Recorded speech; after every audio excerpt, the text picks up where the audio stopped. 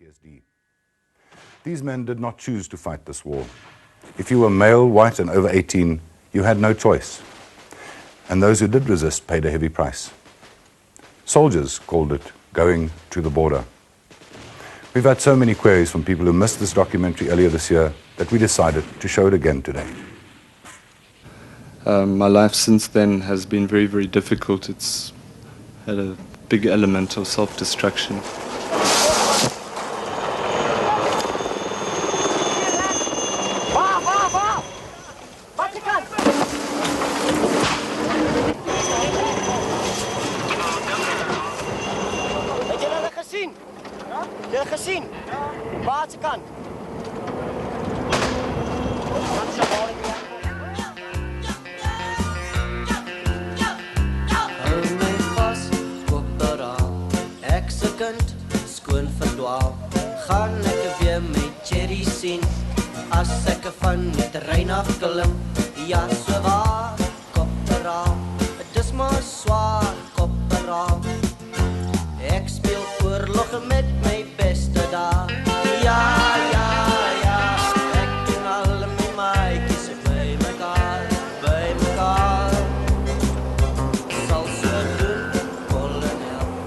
There are many reasons for war, just and unjust. But ultimately, war is about hunting and being hunted. War is about killing and being killed.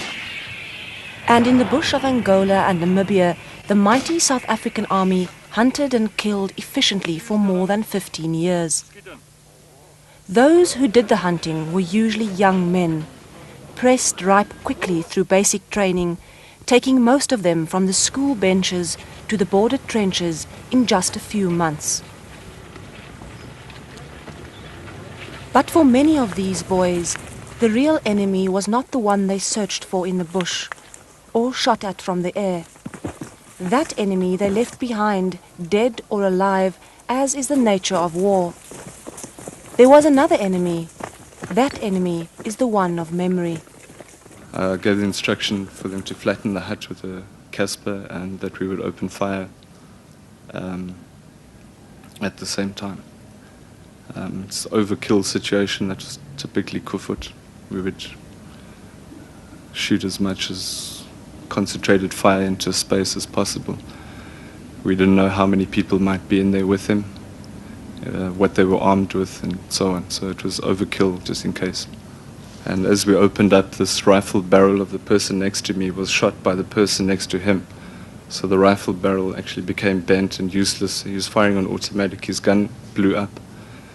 And it sounded like a hand grenade. And what went through my mind was that this person, the person in the hut, had thrown this hand grenade at us.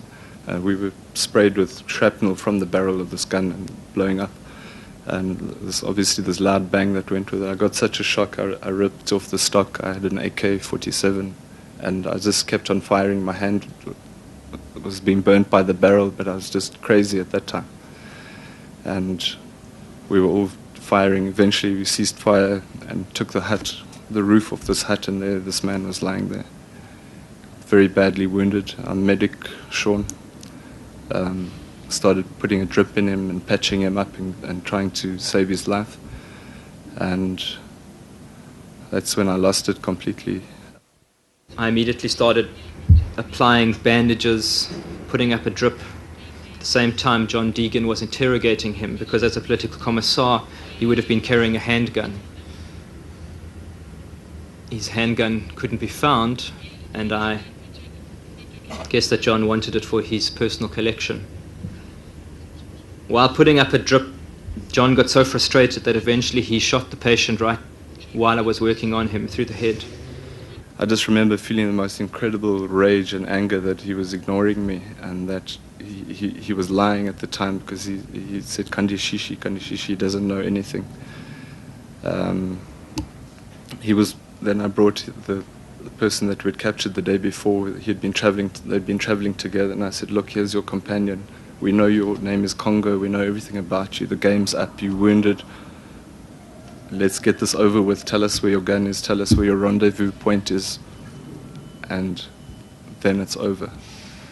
And he still denied it. And I took out my my pistol in a rage, and I put a bullet between his eyes, and I shot him. I executed him. And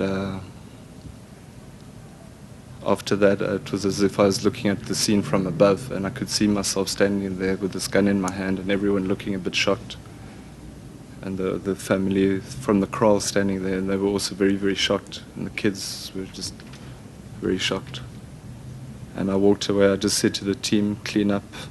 I said to the owner of this kraal, you must bury this body now. It's your responsibility. This is your problem. And I went back and I radioed into our commanding officer who was in the radio room at the time, and I said to him, I want to come in. Because actually, on the way to the vehicle, I decided that this is it.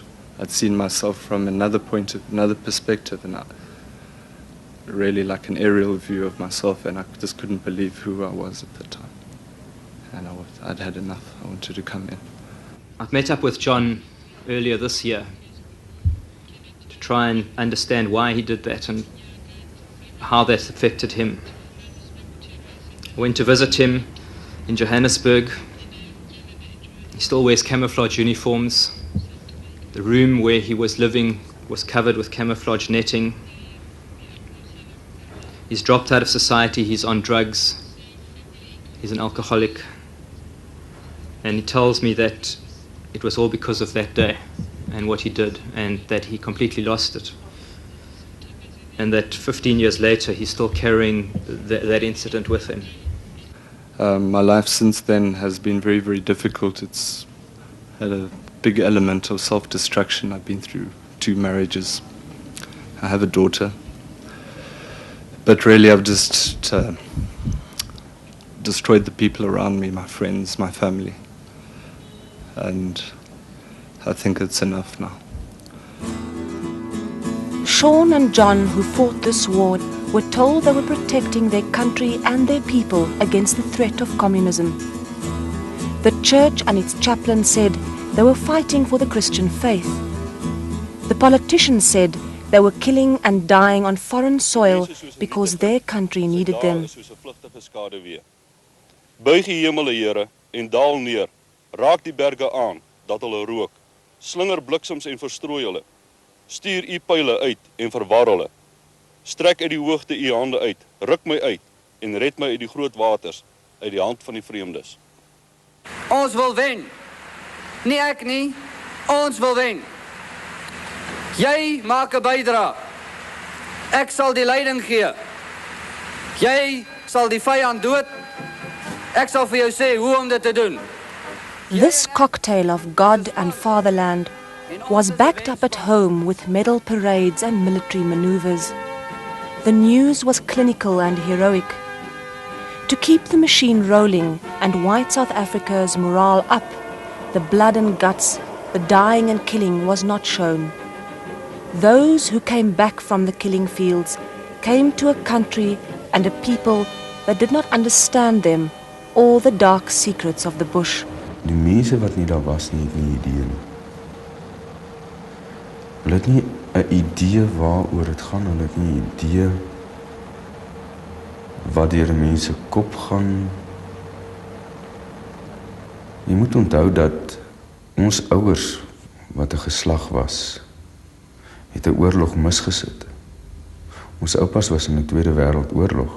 Toe sit ons ouers 'n oorlog mis. En die volgende geslag was weer in 'n oorlog betrokke. En daar's nie nog 'n geslag om dit aan te verduidelik nie. So al aan wie jy dit kan verduidelik is die vorige geslag. In my opinie is hulle het nie idee wat aangegaan het nie. Want op die eind van die dag voel jy hier binne, niemand verstaan anyway nie. Hoekom moet jy met hulle praat? Niemand was daar nie. So waaroor moet jy met hulle praat? Hulle sal dit nooit kan begryp nie. Today, this alienation lies at the center of a deep trauma that many war veterans face. The thought that nobody understands, that the war was in vain. The world they fought in and for has changed completely. The former enemy is now a respectable government. Southwest Africa is Namibia. The war may be over, the images faded, the statistics forgotten, but not for the veterans who shipped out to war. Once I got admitted to the orthopedic wards, I started seeing the results of the war. I mean, there were people lying around who had legs off, feet off, arms off, hands off, major shrapnel wounds, parts of their faces blown away. And there were these constant flights coming in of ambulances flying back from the border with yet more people coming out of these ambulances or more body bags. And it was very difficult to escape the idea that there was a war happening and somehow you were right in the middle of it. It was in this time, as South Africa was counting the losses of the first big military push into Angola, that the Vietnam War was coming to an end. The so-called Vietnam Syndrome had not yet been coined. But in the bush, South African troops were using the word bossies to describe the other psychological wounds of war, the strange, unpredictable behavior of some of their colleagues.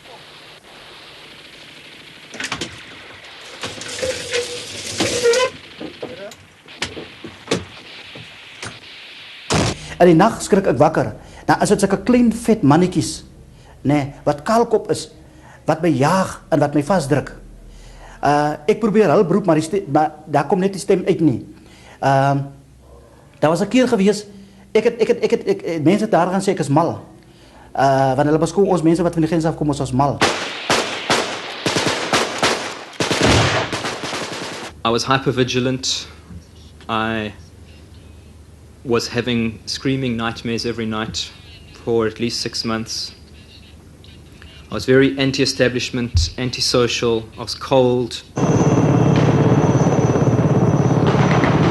Whenever I heard a loud noise, I would dive to the ground. When I heard helicopters, I would look for somewhere to hide. Daar was 'n tyd gewees vir alles soos en drink en so. En dan vlieg ek sommer op. Dan gryp ek sommer besemstok, dan begin skiet ek sommer.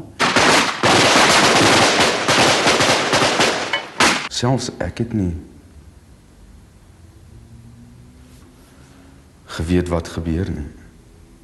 Wanneer ek weer by my sinne kom, was ek klaar kwaad, woedend. Nie kwaad nie, kwaad is nie die woord nie. Ek was 'n monster. Maar ek kon dit nie verklaar nie, ek kon dit nie verduidelik nie. Almal om my het in vrees geleef. Vir, soos jy sê, selfs 'n teelepel wat val.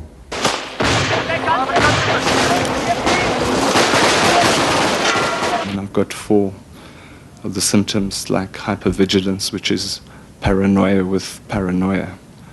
It's extreme paranoia. Baie keer in die nagte, nee, dan vlieg ek sommer, dan skreek ek dekking. Al die dinge, dan sê ek pap, na het gesweet te weet.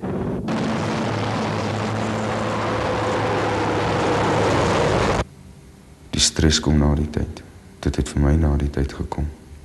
Ek het nooit in my lewe gedink ek ly aan stres nie.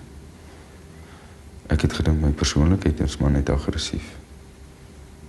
Maar dit het net slegter en slegter gegaan.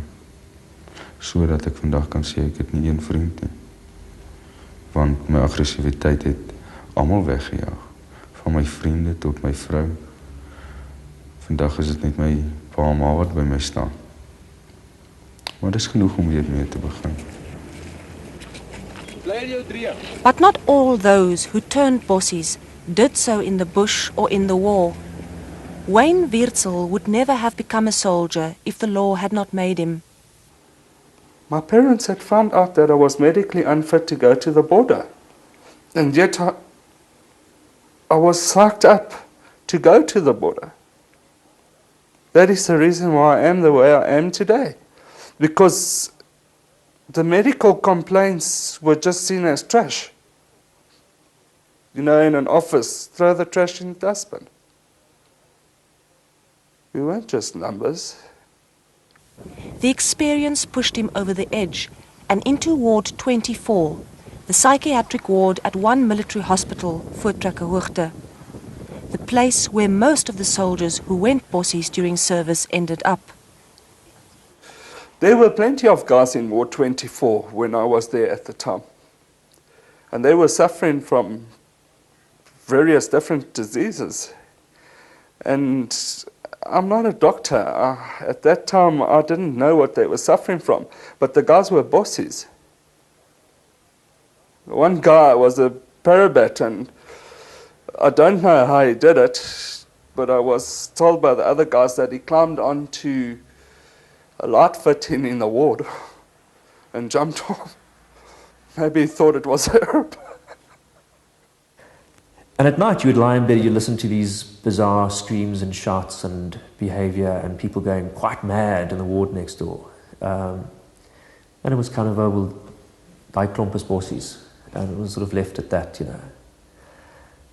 And I don't think the military at the time had any idea of what they were really dealing with. Mooi, mooi. Een voertuig direct geslaan.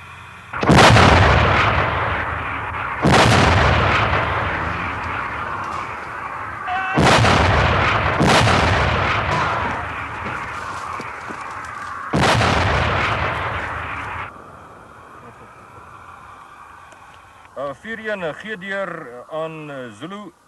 Daai panservoertuie kan nou vorentoe gaan. There's one guy who was just so bossy. It was actually amusing. I mean, the helicopter, whenever you heard helicopters, I mean, this is Frederick Hoogte, it's like a military town, the helicopters going all the time. This guy heard a helicopter, he would shoot under his bed, and he would like go into, this guy was, his nerves were shot, you know, he was fucked, and they sent him back to the border. While I was there, they sent him back to the border. Today we know that what these soldiers suffer from is post-traumatic stress disorder. Our problem with most people who were injured in the border problems and earlier disputes are that many of those men have gone unrecognized, undiagnosed and untreated. And we do know from international experience in other countries after similar conflict that the longer the delay, the tougher the treatment is, the less successful it may be, and the more skilled it may need to be. And the Vietnam experience, I think, is one we need to learn a lot about in our country because the parallels are very dramatic.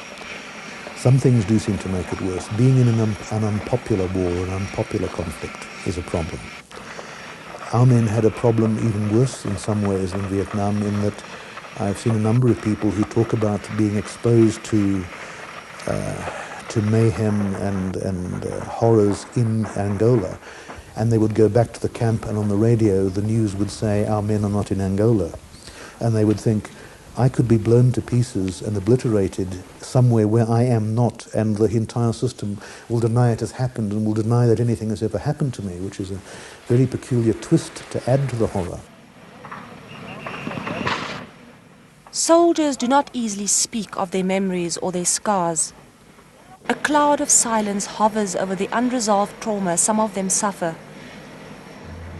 Post-traumatiese stres is 'n verlange terug na die oorlog. Is verlange na 'n situasie waar jy weer beheer kan uitoefen, waar jy weer beskermd is, waar jy nie hoef te verduidelik nie. Jy moet onthou, daar's nie 'n ma, 'n pa, 'n broer, 'n suster, 'n boyfriend en 'n girlfriend aan wie jy optredes hoef te verduidelik nie.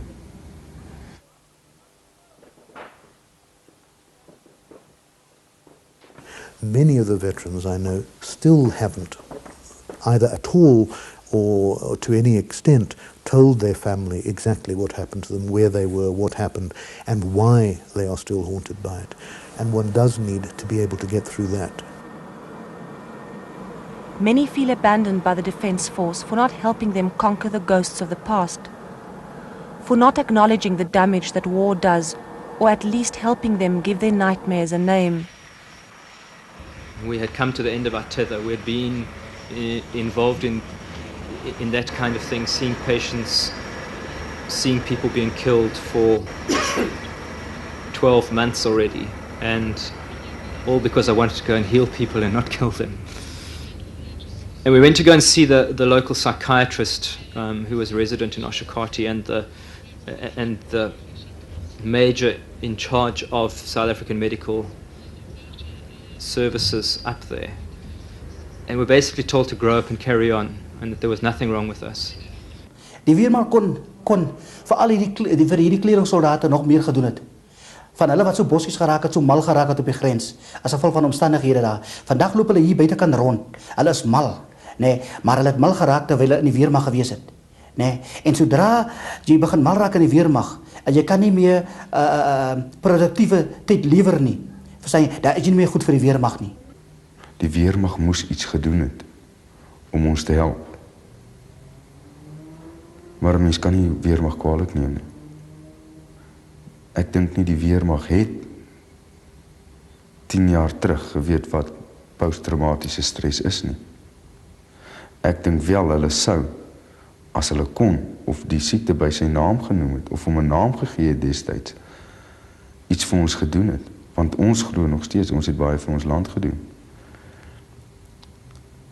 Wat deel van die posttraumatiese stres is, dat baie van ons voel dat ons nie erken word vir wat ons gedoen het nie. En dis waar ons hulp nodig gehad het. But the message that was given to many people was, you're a coward, or there's something wrong with you. And again, there was the attitude of almost a joke, that bossies was a sort of a joke. People joked about whether they were or weren't, or whether other people were or weren't, without really treating it fully seriously. Many soldiers said if they complained at all, they were sent to see the dominee, who told them that God was on our side and they should simply pray more, which really doesn't solve the problem and doesn't hear what the person is trying to say about it. Ek is bly dat ons generasie die siekte by die naam kan noem, dat as daar ooit weer so iets gebeur, dat ons kinders of hulle kinders nie weer deur dieselfde hel hoef te gaan as waardeur ons moes gaan nie. Want onthou, hierdie posttraumatiese stres het nie net mense gebreek nie. Hy het families gebreek. Hy het huisgesinne gebreek. Hy het dood veroorsaak. Hy het baie skade gedoen. Rooiweg, sê vir ons rooiweg, 6, 7, 8 van hulle. Is 4, 5 rooiweg gate toe.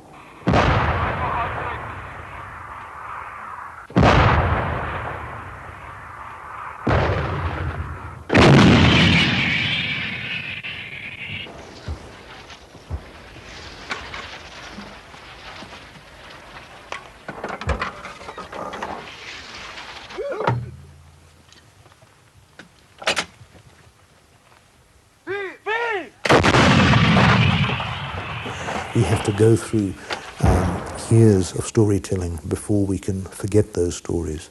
While they're untold, they will never be forgotten, but they will never be learned from either. We learn from the Vietnam veterans, I think, the cost of not dealing with it properly. We learn from them the fact that on the one hand, we do need what they had, some form of veterans service, an official recognition by the state of a duty to the veterans from all parties. Basically what it means is that it's not a bunch of ex-soldiers getting together, having a braai vleis and swapping bush stories. What it is SWAPO, ANC, APLA, Mkhonto weSizwe, Kufut, Rekkies, all the units, every single unit, everybody who ever was trained in any way militarily getting together and just making some kind of sense of the mess that we made.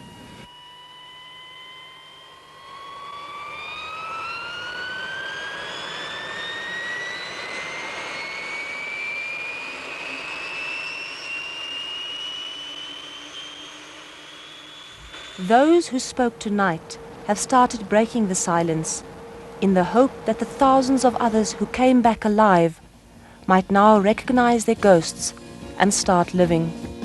Een man van jou veg misschien, hoe anders te keer dat jy jou lang kan dien en maak jou bitter. Bitter!